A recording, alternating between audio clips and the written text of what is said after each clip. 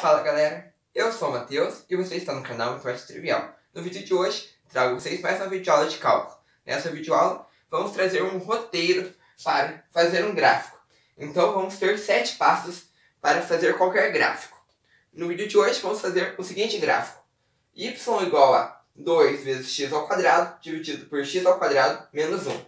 Que é tecnicamente um gráfico até difícil, né, da gente pensar assim. Você pensa, como que vai ser o comportamento desse gráfico? Não é tão trivial, mas nesse vídeo vamos esboçar esse gráfico. Então, bora pro vídeo.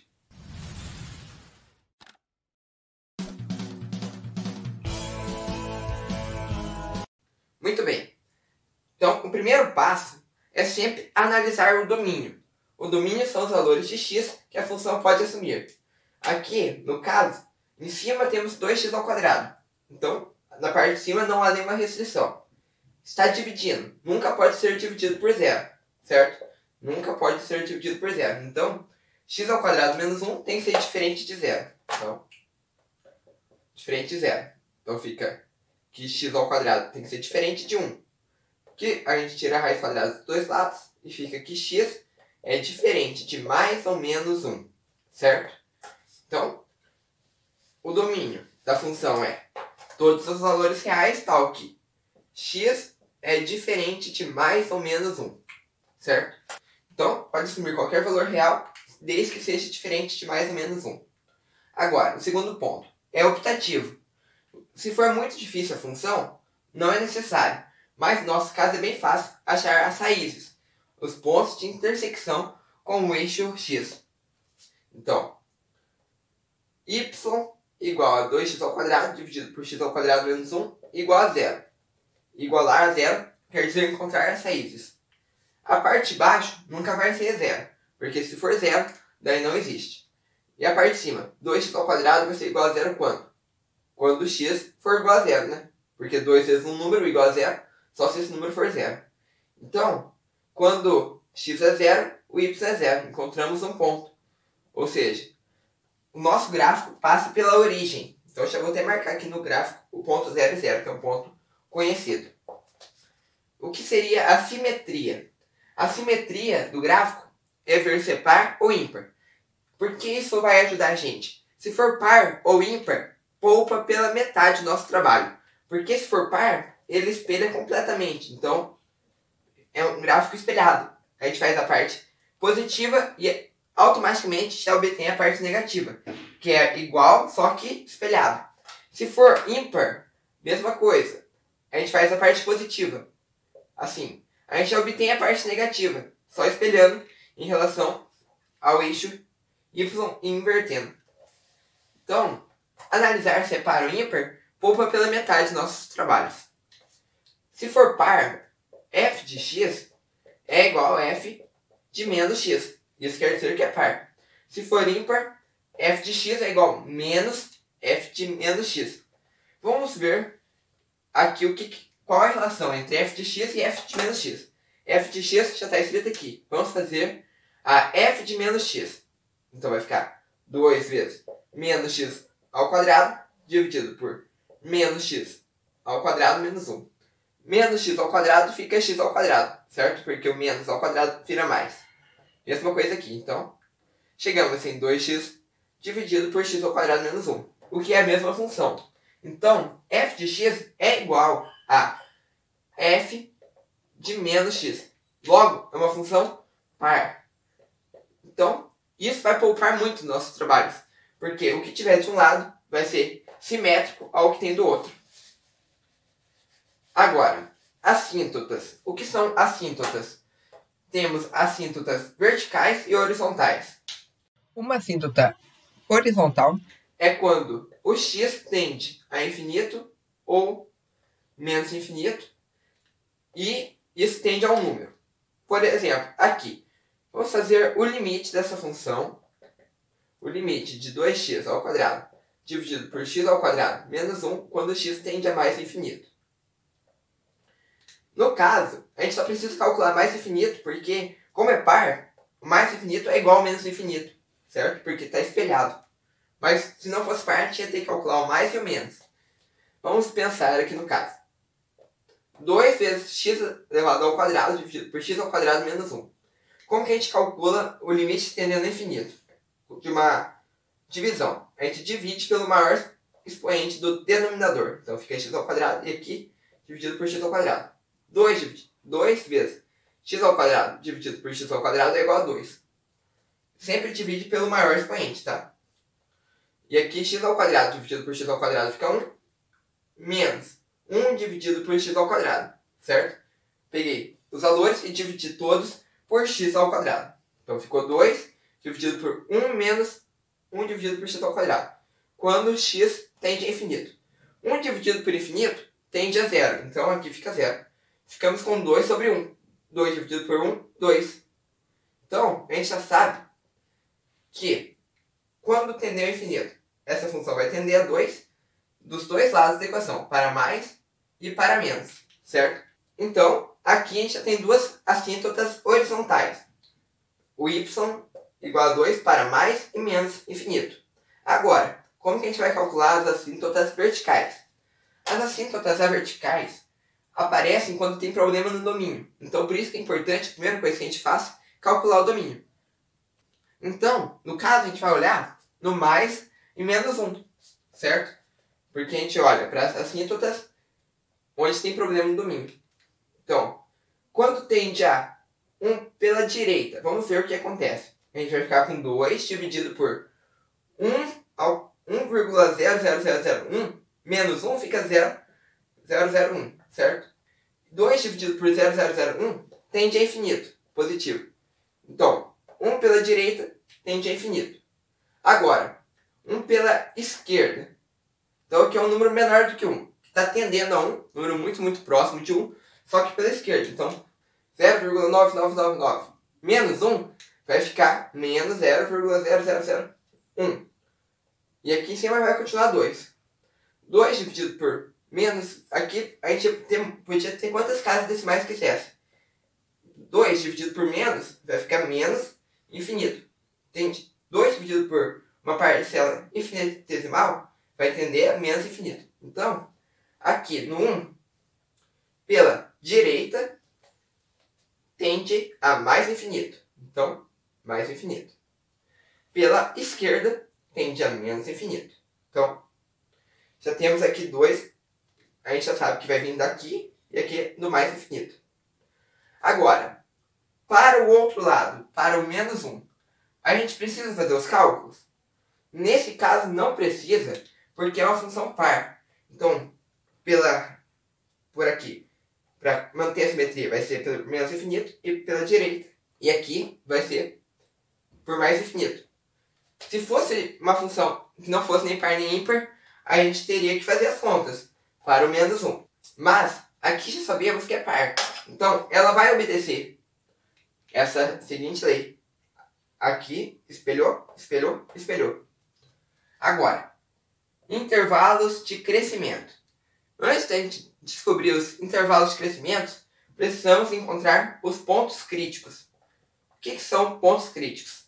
São pontos dentro do domínio da função, onde a derivada, a f' de x, é igual a zero ou não existe.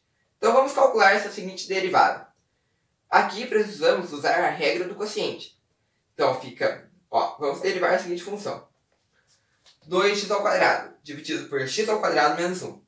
Regra do quociente. A derivada do primeiro. A derivada de 2x ao quadrado é 4x, certo? Usei a regra do tombo, que é o expoente subtrai 1. Vezes o segundo, que é x ao quadrado menos 1. Menos a derivada desse. Derivada de x ao quadrado menos 1. De x ao quadrado é 2x. De menos 1 é 0. Então fica 2x vezes o segundo. 2x ao quadrado. Isso tudo dividido por x ao quadrado menos 1 ao quadrado. Agora, 4x vezes x ao quadrado menos 1 fica 4x ao cubo menos 4x. Agora, menos 2x vezes 2x ao quadrado fica 4x ao cubo. Então, 4x ao cubo. Temos 4x ao cubo menos 4x ao cubo, zero. Então, ficamos então menos 4x dividido por x ao quadrado menos 1 elevado ao quadrado. Ponto crítico, a gente falou que é quando é igual a zero. Isso vai ser igual a zero quando? Quando a parte de baixo nunca pode ser zero. Então a gente vai ver a parte de cima. Menos 4x igual a zero quando? Em zero. Então, o único ponto crítico que temos é o zero. Então, aqui a nossa derivada pode mudar de positivo para negativo. Ou seja, aqui pode ser um ponto de máximo ou mínimo local. Por que eu falo que pode? Um ponto, se é ponto de máximo, é ponto crítico. Mas se é ponto de crítico, não necessariamente é ponto de máximo. Por exemplo, essa seguinte curva. Esse daqui é um ponto crítico, certo? Onde a derivada é igual a zero. Só que a função ela é positiva e continua positiva. O que acontece aqui é um ponto de crítico que não é ponto de máximo. Mas sempre que for ponto de máximo, é ponto de crítico, certo? A ida vale, a volta não vale. Intervalos de crescimento e decrescimento. Quando vai ser crescente? A parcela de baixo está sendo elevada ao quadrado. Então, a parcela de baixo é sempre positiva, certo? Está elevado ao quadrado, sempre positivo. E a parte de cima, menos 4x. Vamos imaginar aqui rapidamente o gráfico. É negativo, então é alguma coisa assim. Antes do zero é positiva e depois do zero é negativo. Então, a nossa derivada ela vai ser crescente antes do zero e vai ser decrescente depois do zero, certo? Então, já fica uma outra dica. Sempre que a gente tiver uma função par, a sua derivada vai ser ímpar. Como assim? Pensa comigo. A gente tem uma função par. Por que a derivada dela vai ser uma função ímpar? Porque a gente está invertendo o gráfico. Olha, vou desenhar aqui o gráfico bem simples. X ao quadrado. Aqui está crescendo. Mas aqui espelhando vai estar decrescendo. A gente pode olhar também para o conceito de par e ímpar, né? Vamos pensar em só funções polinomiais. O x ao quadrado. Por que ele é par? Por causa que o expoente dele é par. Quando a gente deriva, a gente diminui o expoente. Então ele fica ímpar. Vou fazer um mais difícil aqui.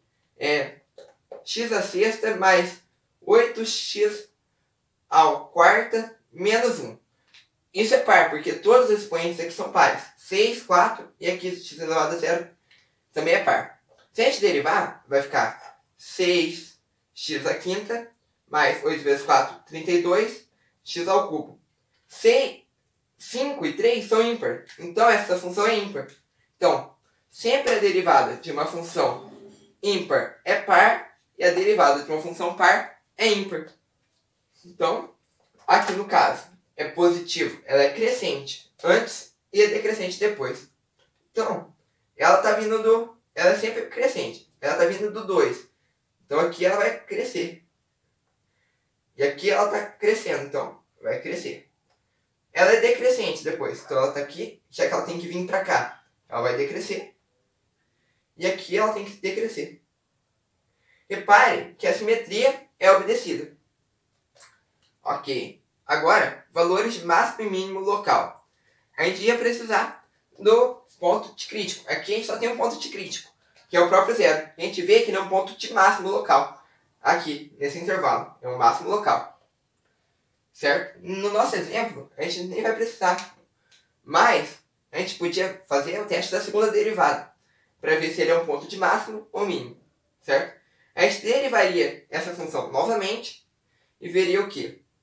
A gente ia derivar ela e se fosse positivo a derivada, o que ia acontecer se fosse positivo? Ia ter uma concavidade voltada para cima. Se é voltado para cima, é um ponto de mínimo. Certo? Lembra assim, ó, positiva, concavidade voltada para cima. Se a derivada, a segunda derivada, fosse negativa, então, negativo. O que aconteceria? Seria um ponto de máximo, porque a concavidade voltada para baixo. No nosso caso, a segunda derivada vai ser negativa. Por isso, é um ponto de máximo. E se a segunda derivada fosse igual a zero, o que ia acontecer? A segunda derivada igual a zero é um ponto de inflexão. Um ponto de inflexão é quando a gente tem uma alteração da concavidade voltada para cima, ela vai ficar virada para baixo. Por exemplo, vou pegar um gráfico mais simples, o do x ao cubo. A gente faz a primeira derivada, a gente encontra 3x². A segunda derivada, 6x. Essa derivada é igual a zero quando? No zero. Então a gente sabe, olhando para o gráfico de x² que no zero ela muda de uma concavidade voltada para baixo para uma concavidade voltada para cima. Certo? O ponto de inflexão é quando a concavidade muda de para baixo para cima. Então o nosso gráfico aqui, no caso, já está pronto.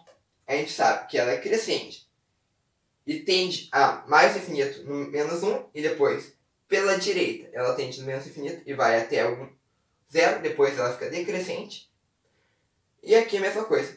No 1 ela tende a mais infinito e depois ela tende a 2. E assim a gente tem um esboço muito bom. Vou colocar agora uma imagem do GeoGebra para você comparar se ficou bom o nosso gráfico. Então, como você pode ver, aqui temos o gráfico muito parecido. Temos a assíntota horizontal em 2, o ponto de máximo 0, 0, ponto de máximo local, é claro. E temos as duas assíntotas verticais em menos 1 e em 1. Exatamente igual ao nosso gráfico. E é isso. Se você seguir esse roteiro, eu tenho certeza que vai ser capaz de executar qualquer gráfico. E se tem alguma dúvida, pode deixar nos comentários que eu estarei respondendo. Mas se você gostou do vídeo, deixe seu like e se inscreva no canal. Valeu, falou, forte abraço.